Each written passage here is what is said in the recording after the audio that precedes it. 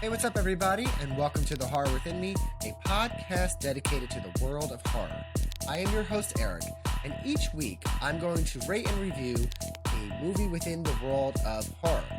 Now, this is a show for horror fans, hosted by a fellow horror fan who's just here to share my experiences and my opinions with all of you in hopes that you gain something new to watch, or maybe not watch, and really just talk about all things related to this spooky, beautiful world that we call horror. So, if this sounds like the show for you, stick around and hit that subscribe button on your way out.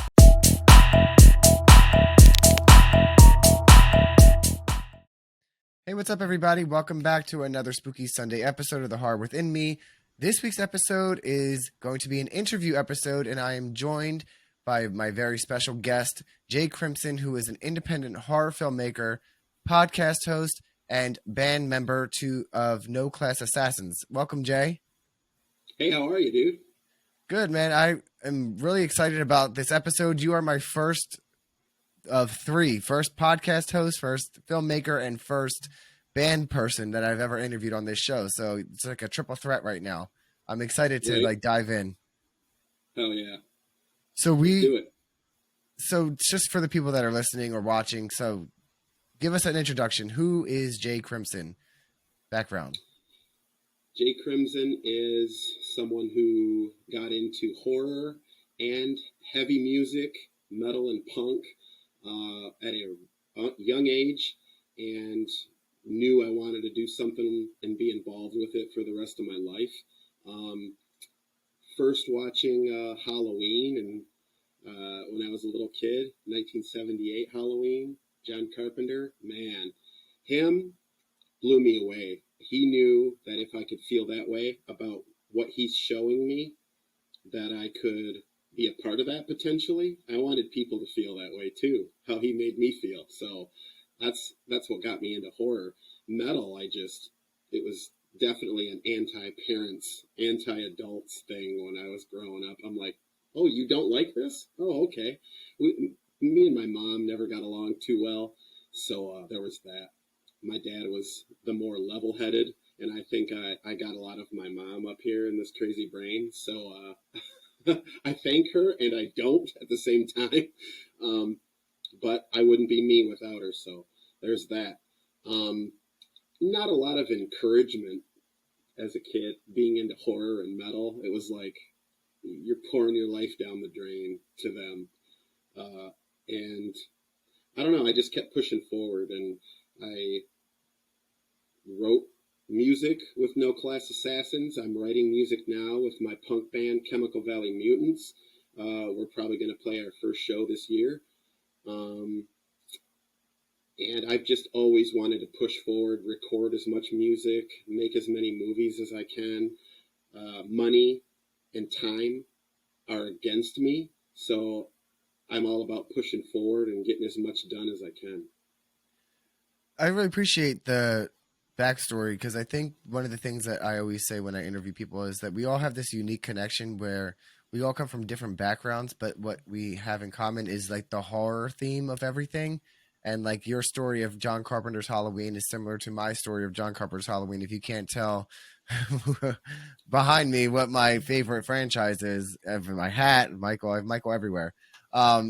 It is different. I grew up differently too. I had a good relationship, love-hate relationship. My parents didn't get along, so it was a very toxic environment. So my escape was the horror realm as well. I was never really that big into the heavy metal, except when I went through my heavy metal phase when I was 12. I went through the Rob Zombie Living Dead Girl album phase. So okay, I was that kid. But it does, horror and metal go very hand in hand. Maybe you can just tell me why you think that is more, as someone who's not that involved in metal. Oh, like why they are so hand in hand? Yeah. It's for outcasts, you know what I mean? I feel like a lot of black sheep of the family get into horror and metal and punk and stuff like that because it was taboo. It was something that most people of the population don't comprehend. They can't understand it. But there's a lot of peace in the family vibe with horror and metal and punk and stuff like that. So it all boils down to what you do to tune out of the world for a little bit. It's all how you perceive it.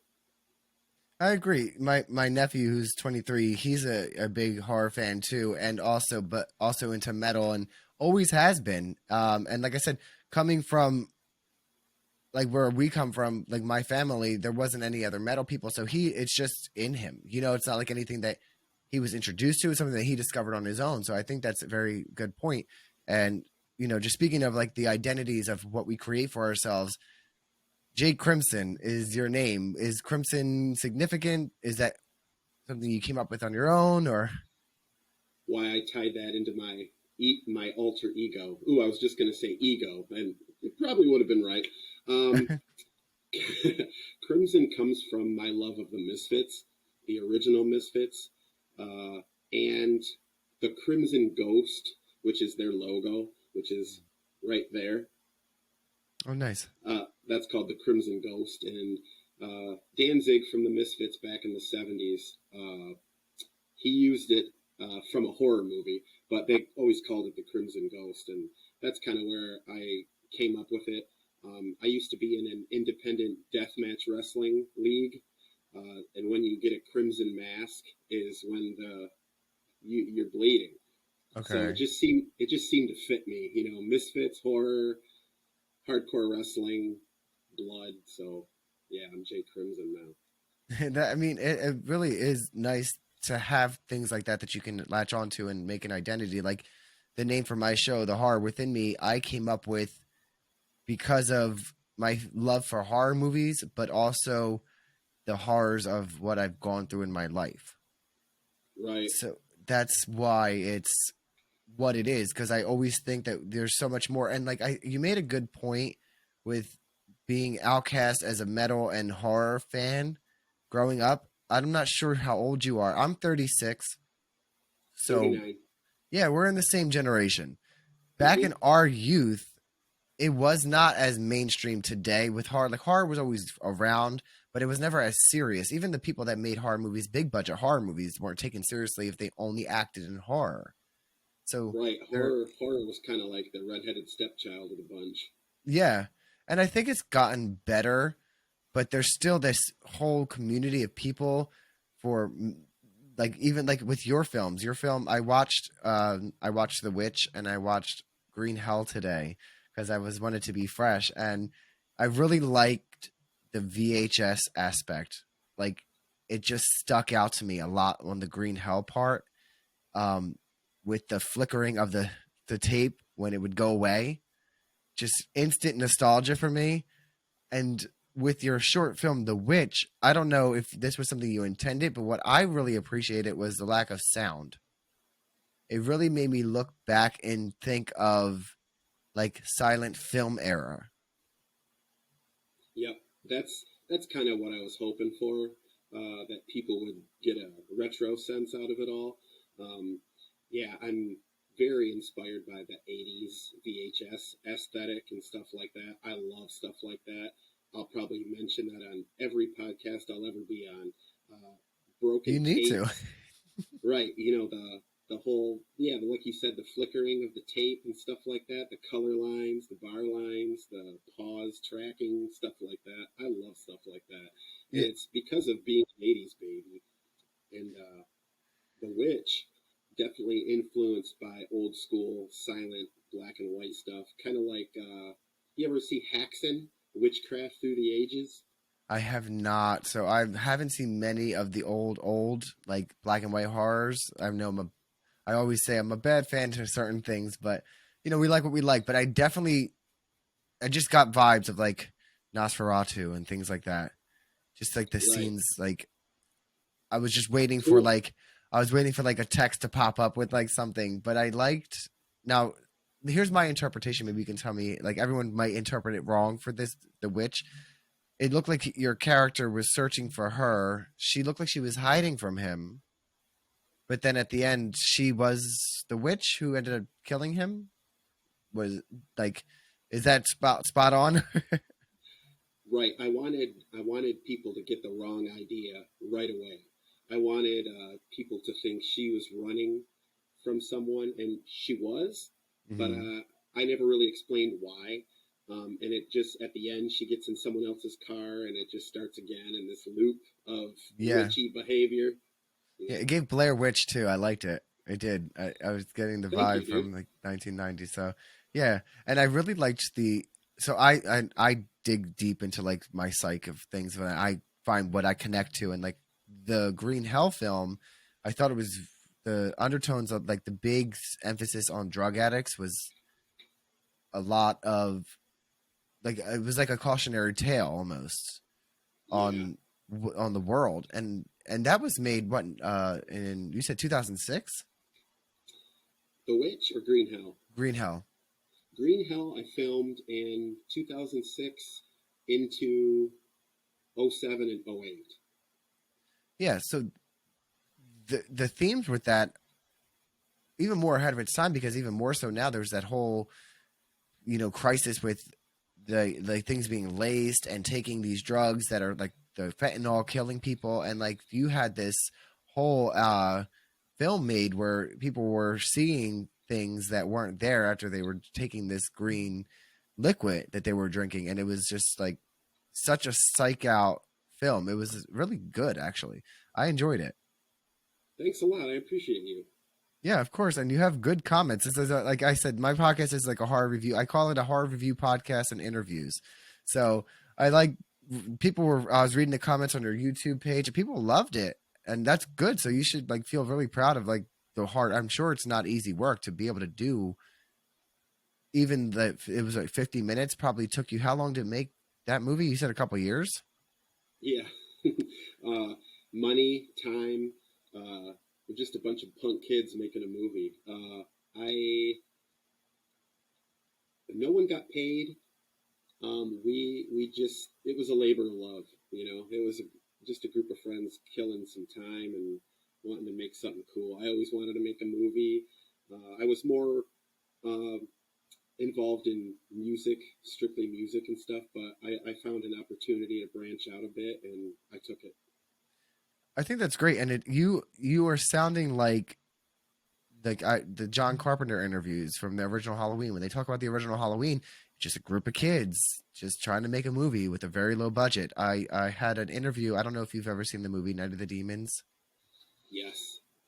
I interviewed Amelia Kincaid back in October, and she said the same thing. It was just a bunch of teenagers just trying to make a movie. We were just having fun. Nobody thought it was going to take anything seriously, and like I think that's where you really make like horror. You guys, because you're fans too. You're not just out here just trying to make these big budget productions.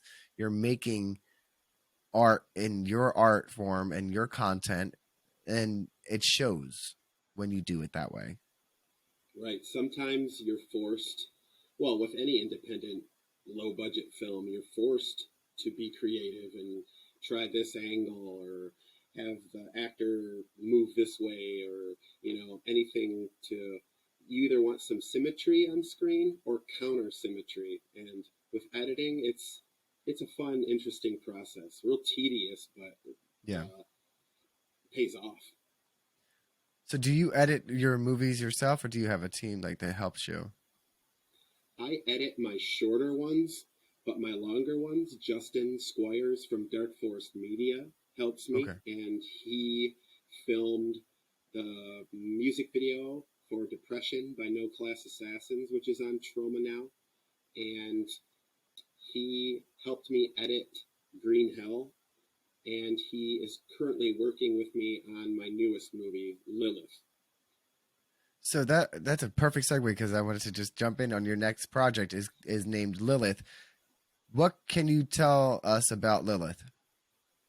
It's going to be hard to watch for some people. It's definitely going to be shocking. I kind of do a editing technique where we are forcing you to watch something you might not want to watch, if that makes sense, from one frame to the next.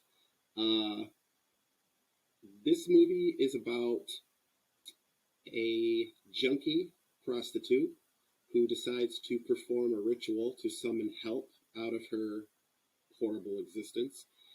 and we'll just say that she tries her hand at witchcraft and she becomes influenced by something, and Okay. terror ensues. Interesting. Because It's I go ahead. sorry, I'm go sorry. ahead. No, it's fine. I was listening. It's gonna be a shocking movie. It's gonna be it's I have paid some independent artists to make claymation, animation, and different kind of puppet stuff in this movie too. So it's kind of a hybrid. It's live action, but it's also a bunch of different medias too. And I kind of wanted that. I wanted it to be a inner city version, ghetto version of Alice in Wonderland with psychedelic visuals and yeah, it's kind of influenced by Spun. You ever see the movie Spun? No, but I'm gonna Or have to look that Jonas? up now. Right, Jonas Ackerland. He makes a lot of music videos. That's what he's known for. But he Okay. did Lords of Chaos and he did Spun, and just really in depth, intense director. And I wanted to replicate that. But there's a lot of trippy and psychedelic visuals along with this film's disturbing uh, visuals. There's a lot of crazy stuff in this. Do you have a release yet, or?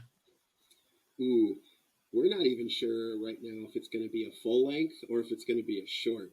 We're just going to take the footage we got, work on it. I still have about three pickup shots to film, like cutaways and stuff.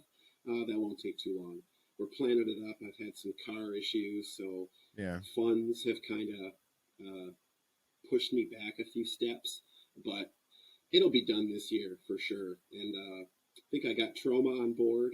Talked to Lloyd Kaufman yesterday and his agent, and I'm not sure yet, but I'm hoping this is going to be a full-fledged Troma film, and I'm hoping that it gets put out on Troma now. I'm sure it will. My other three films and two music videos are on there.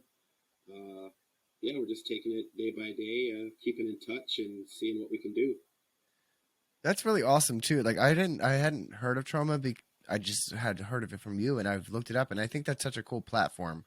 I think it's so awesome to have platforms for independent people that are just trying to do things. Like for me, for like my podcast, I am I guess independent. I don't have a team. It's just me, and I get the editing is tedious. I get funding for certain things is rough. Time management is definitely very hard when you are doing this because it's your passion as opposed to like you're getting paid full time, so you have to allocate your time appropriately. It is definitely a different realm for independent content creators. Right, for sure. And it's always a good day when two out of the three actors you plan show up. Then you can actually do stuff. Yeah, exactly. So are all of your actors, do you put like an ad out, or are they all like strictly like within your circle? Oh yeah. Um, I I just stick to my circle for now until more funds come on the way. Then I would like to branch out a bit. But I think that's how you come up with the best stuff too, is just sticking within your circle or reaching out on like social media to see if any of your friends are interested in acting, making some art. So yeah, Yeah, I pretty much do that. I think that's pretty awesome too. And they seem to be obviously on board. So are we looking for like, are we going to see like some of the same characters from the previous films? Not characters, but actors, I should say. Quite possibly. I try to do things a little bit different and grab someone I haven't put on screen before. Um, let some other people shine. But yeah, there'll be some repeated actors in there doing their thing. I like that when with filmmakers like like American Horror Stories or the Hill House people, and I cannot for the life of me think of either one of their names right now. It's just escaping me.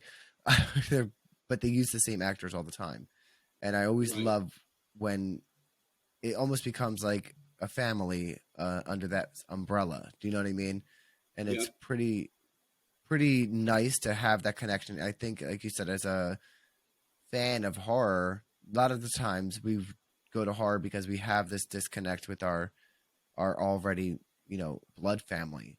So we create these other families like other communities do. Right. Yep. So what inspired your films? Like, do you have like a certain, is it your childhood? Like, was it just specific filmmaker, or like what sparks you and like, I want to make that into a movie? Ooh, lots of things in the brain since Yeah. birth. Let's see. I'm influenced by so much. Like, I'm a very impressionable guy, so I see something and it intrigues me. I'm like, ooh, I'm on it already.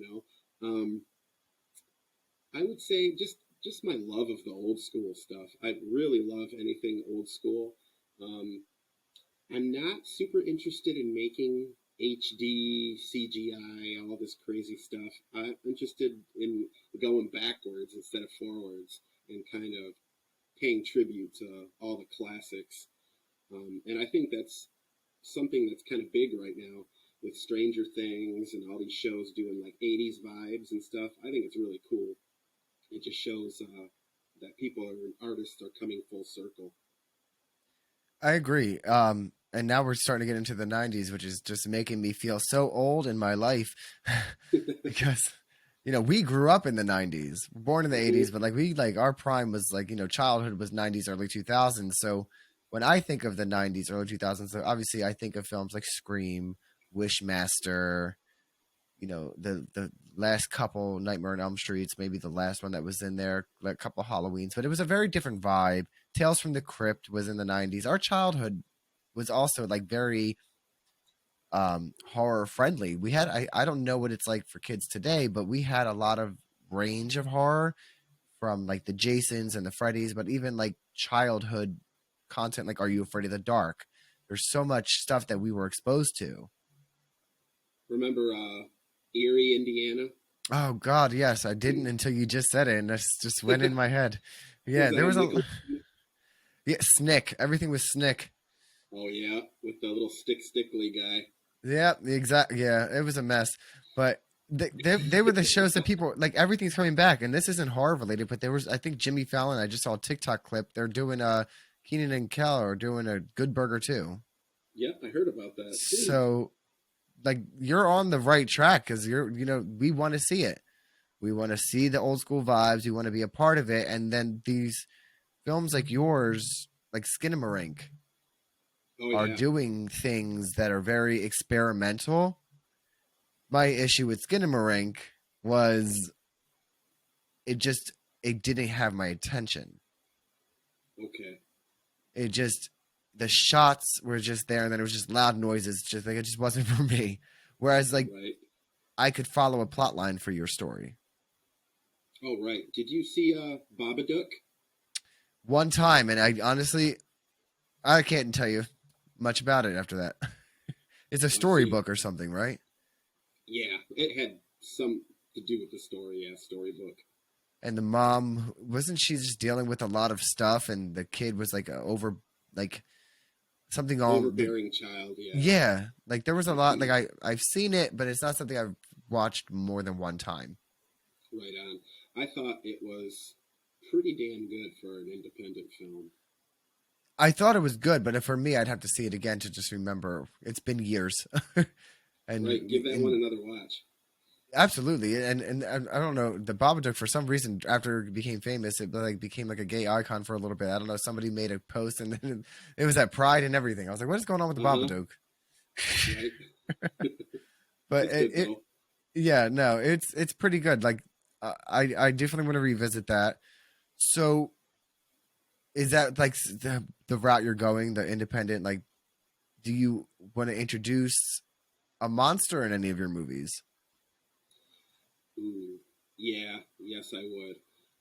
I definitely would. I'd like to have like something that's has some longevity to it, like like a Michael Myers or a Yeah, Jason Voorhees or something like that. I would love to make a Nightmare on Elm Street fan film or something. somebody needs to do something with a Nightmare on Elm Street. It Yes. just I was not a fan of the remake. it in my book is the worst remake I've ever seen, and Agreed. it has nothing to do with Jackie playing Freddy at all.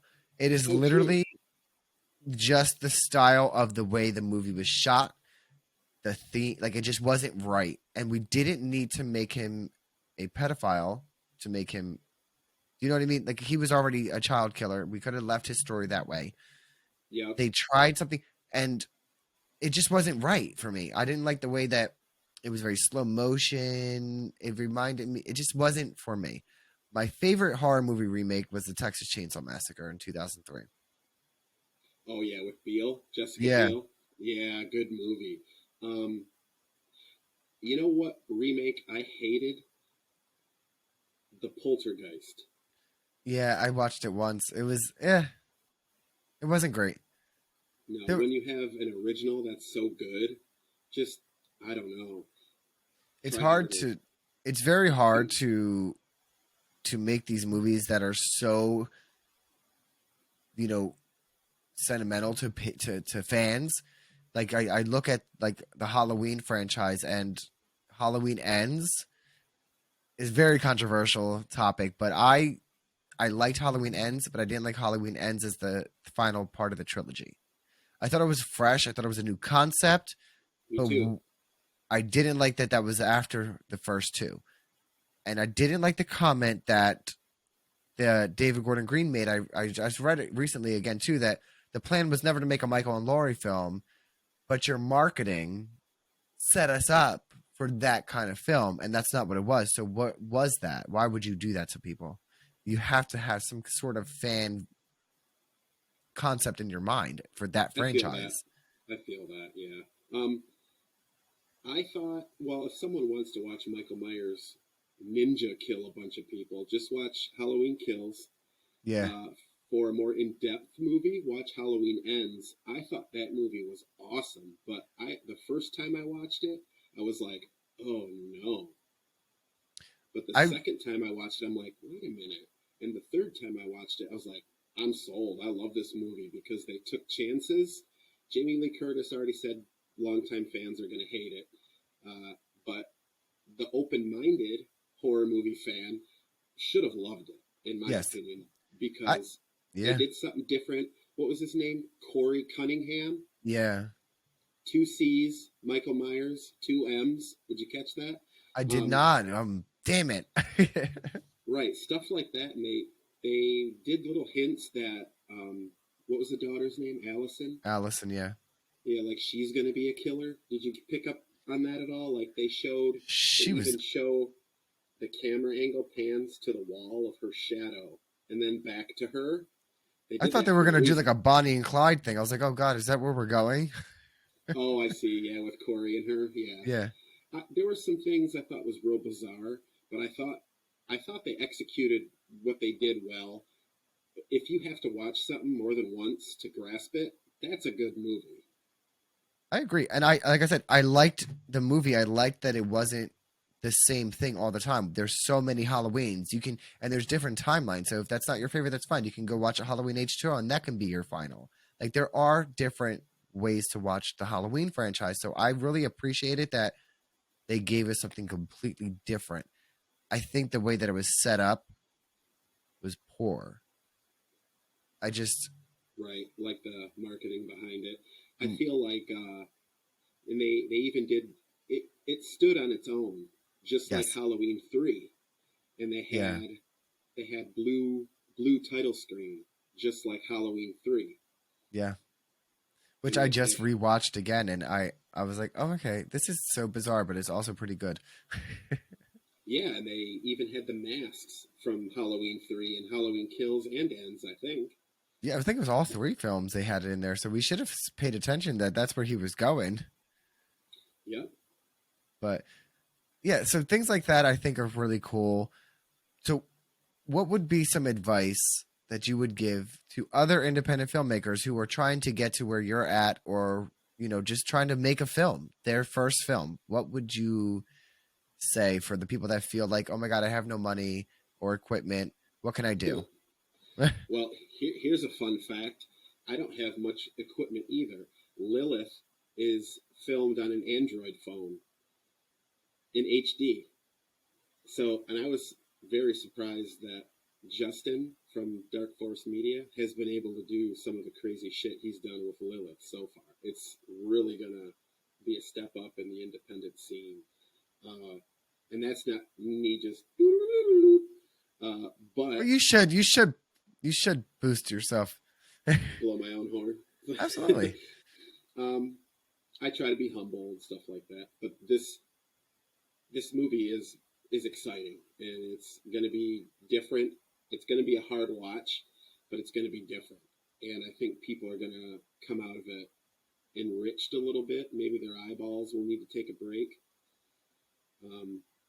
but take risks. That's what I say. Take risks. Try something different. Try something new. Don't give up on it right away. Keep pursuing things, and try to see what people don't do when you're watching something. I think that's really good advice, and I think you said like you hit the nail on the head when you said like you shot it on an Android phone. I think sometimes people get so deep in their thoughts and that they spiral, because I do this too, where you think you need to have all this certain things, and like we don't have to have all of that in today's world anymore. Like you said, you could shoot something on a phone. There's a lot of really cheap editing software. There's a lot of things that you can do to get creative, and there's a lot Especially more now. technology. Yeah, so much technology that, and there's even more. There's a lot of people out there that want to just be a part of something as a fan of horror or whatever you're making, that you don't have to pay them much or anything at all. If you have a group of friends that share it, like there are a lot of ways to get yourself out there, and you are proof of that. Right. And we filmed Green Hell on a Sony Handycam. It was the first high 8 tape camera that folded out this way, and you can watch on a Yeah, screen what you're filming. It was I the had one first of of its those. kind. It was the first of its kind, really. You can hear the tape rolling in some scenes of Green Hell. You can hear it go. Hmm. I'm like, nah, just leave it in. That's cool. Um, that shooting on phone, it's wild. You can do crazy stuff now. Now, were there any bloopers for your films? Yeah, I have them up on Facebook. If you go to facebook.com/Crimson Videos, I have a bunch on there. Nice, very nice. So Crimson Videos is your brand? Yep. Okay, that's really cool. And then, so that's your YouTube channel, your Facebook. Do you have you have Instagram? Yeah. My links. You want me to run through my links? I got a couple written down. Oh yeah, you're definitely, yeah. We gotta tell everybody how they find you. Right. I do have a link tree, and everything's on there. But facebook.com/NoClassJ, and that's my personal page. Facebook.com/Crimson Videos. Facebook.com/Chemical Valley Mutants, and that's my new hardcore punk band. Facebook.com/No Class Assassins, and that's my hardcore metal band. Facebook.com/Watch for Lilith for all of the Lilith updates. YouTube.com/KillYourBoss69, and that's Crimson Videos. Instagram @JCrimson83, and my TikTok @J_Crimson_videos. I'm definitely gonna have to follow you on TikTok too. I like the I like TikTok. Do you like TikTok? I do. It's There different are than there are what we some things started with. that I don't care for, but for me, I just try to use social media to push my art. That's the thing, because social media is a blessing and a curse. It's great, but it can also be very overwhelming or very cruel and lonely. Yes, it can. So I think a message to those listening is always be fucking kind. And that's a good segue into what the Crimson Cult is all about. I started something something to throw in there. Hashtag the Crimson Cult, and that is a subculture group that I started against rapists, Oh. pedophiles, and any other predators. Oh, nice. I So wanted to attach something positive to my work, and sometimes horror and metal isn't always looked at as the most positive. But I feel very strongly against those things. It's kind of wrecking America, and I yeah, think we should take a couple steps forward and push a positive agenda when it comes to a cult. Usually, cults aren't positive. This one is. exactly. I there's so many stereotypes on like you said, we've been looked at as outcasts and misfits or like devil worshippers, Mhm. Satanists. There's just I've so gotten much I've gotten devil a weirdos, lot. and it's nice to feel like, as you know, that you're a good person and that you're just this is your community of people. And when you find your community of people, which I have found more and more now, and I love to connect with people like you and meet people on social media. I went to a horror convention a week ago in my area, and it was just nice to be around a bunch of fucking crazy people that love horror in all different levels.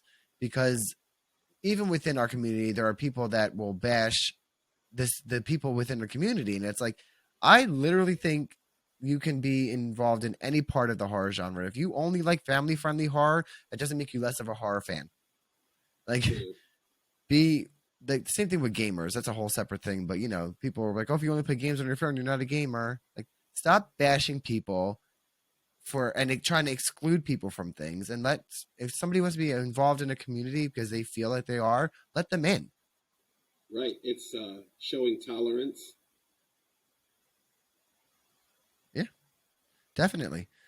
But Troma, uh, is it free to get on there to watch your stuff? Troma is $4.99 a month. Your first month's free, and you go to watch.troma.com, and there's hundreds and hundreds of movies on there. There's cartoons on there. They did Toxic Crusaders. That's going to be a new video game coming out on Xbox and Switch and PS5. It's going to be really cool. It's from the old. I think it came out in the 80s. 80s or yeah, it had to have been 80s or 90s Interesting. cartoon. Um, yeah, it did pretty well. Do you Toxic play games? Crusaders. I play games once in a while, yeah. I'm more of a retro gamer guy, so I got a Super Nintendo and I like to play Sega and stuff like that. So old school stuff, and I love side scrollers Okay, like yeah. Final Fight, Streets of Rage. Yeah, Streets of Rage. Yes. I don't know if you can see my other shelf. It's like weird. It's like Nintendo shit. But I have like all of the I have a Nintendo Switch and a PS5. And the Nintendo Switch has the old school controllers you can use now for their stuff. I have an NES, Super Nintendo, Sega Genesis, 64 controllers. I can play the games now. So I play Streets of yes. Rage 2, GoldenEye on Oh, 64. So yeah, I know this is for the listeners. So like, what are they talking about? But yeah, I think it's cool. I like horror gaming too. I'm excited this week. The new Resident Evil 4 remakes coming out, so I'm into the oh yeah, Resident I've seen Evils. that. So I I have that love that game. pre-ordered. Yeah, I played that one a lot. The first remake on GameCube, and then Resident Evil 4. I think I played more than any Resident Evil game. So Resident Evil 4 was creepy in the beginning, and when you start to do the puzzles in the little buildings with the evil monks and everything, and yeah, the noises they make. Resident Evil 4 was really good, and I think after that it got lost until 7. Right. I don't think I've played it. Oh, I've played 5, 5 but was I don't good, think but it I've. was Not as good as 4. no. But I could talk all day about Resident Evils and horror basically, but I don't want to take up any more of your time, so I'm going to get ready to end this episode. But before we say bye to everyone, is there any last minute things you want anyone to know about your projects, your bands? You have a podcast. Oh, yeah, the Crimson Cult podcast. I do have a podcast coming up later in April with Lloyd Kaufman from Troma, and I think it's going to start a whole new series for me because I've never done videos. I've always just done audio podcast. So I think I'm going to step it up and start putting more content like that on my YouTube. Oh, that's pretty cool. Yeah, like I just record now through I use Riverside, and I just have a video. I'm like, I just post it right to YouTube too, and some of my episodes are more viewed on YouTube than they are on my audio, and the other way around. So I just posted both. Right. It You seems never pretty know. easy to use. Seems pretty easy. Riverside and StreamYard. That those both seem pretty easy to use. Yeah, I do really like Riverside a lot. I like it has an app if you want to do it on the phone. But that's if people download it. I don't have I'm not out in public doing a podcast yet, but if I need to, it's nice that I can just pull out an app and have the podcast live somewhere. It records separately, so it's like on a cloud on separate tracks, so that if there was an interruption, it doesn't interrupt everything at once. Pretty Oh, that's good. cool. That's Yeah. cool. And I'm not being paid to promote Riverside. I Right. like the disclaimer. But I really, really, really appreciate you taking time to speak with me, and I hope this isn't the last time that we talk. I like to think that we make friends all the time. I'm going to follow you on the social pages. I'm going to look forward for Lilith. Thank you.